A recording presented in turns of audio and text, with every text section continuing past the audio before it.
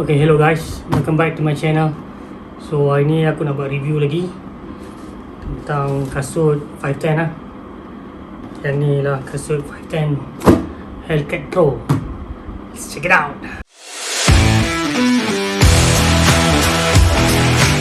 So kita unboxing Hellcat Pro size 8.5 UK. So ni dah dia 510 Hellcat Pro. The ultimate weapon for downhiller. Seramai pro rider pakai 510 Hellcat Pro ni. Dan dia material dia banyak recycle material untuk buat produk ni.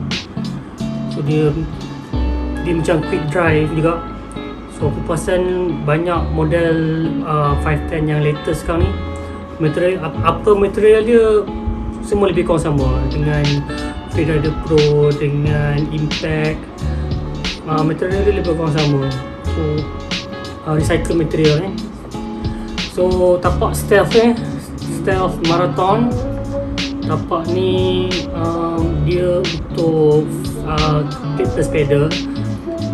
Stealth rubber dia ialah jenis marathon, sama dengan Hellcat juga. Cumanya beza dengan Freerider dan model lain, model ni dia bukanlah yang paling grip sekali sebab dia dah pakai clip kan. So tapi yang tapak ni lah yang paling tahan lama compare dengan model lain. So, dan aku perasan corak yang stripe ni kan, dia berbeza dengan material yang berbeza. Ni mau pada macam kalau kau rasa ni dia plastik lah. Memang pada aku kasut ni memang waterproof. Dan cuma ada logo kecil 510 kat sini, aku rasa kurang sikit lah. Dia punya macam selekeh sikit lah. Dia punya printed kat sini boleh buat cantik sikit lah. So ni dengan logo Adidas. Sekarang ni semua 510 ada Adidas. Dan macam biasa lah, kalau clipless dia akan pakai velcro. Dia bagi yang ni macam untuk adapter bila kita letak kita punya clip tu.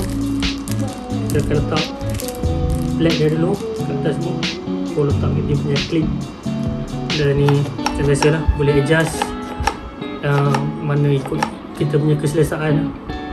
So kat try timbang untuk saiz 8.5 UK, berat dia ialah 431 gram untuk saiz 8.5 UK.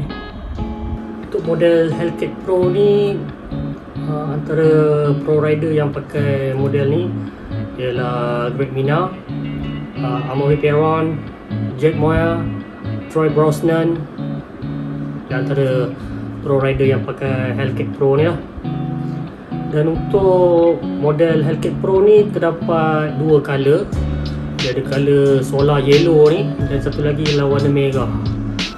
Dan untuk pro rider masa race downhill, UCI downhill tahun lepas, dia buat version untuk pro rider warna putih. Semua rider yang pakai 510 semua pakai warna putih untuk Hellcat Pro ni. Dan version tu tak ada dijual di pasaran lah, untuk pro rider saja. Dan untuk tahun 2022 ni akan ada satu lagi color warna hitam biru sikit macam tu. Yang tu dan latest color lah untuk model tahun 2022 ni.